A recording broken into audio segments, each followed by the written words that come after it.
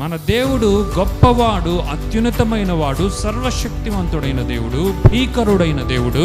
ఇంత అత్యున్నతమైన దేవుడుగా ఉండగా ఆయన మాటకు ప్రాధాన్యత ఇచ్చేవాడుగా ఉన్నాడు. మాటను సెలవిచ్చి దానిని నెరవేర్చు దేవుడుగా ఉన్నాడు. మాటను ఆయన పలికి ఉత్పత్తి చేసి దానిని సఫలపరచు దేవుడుగా ఉన్నాడు.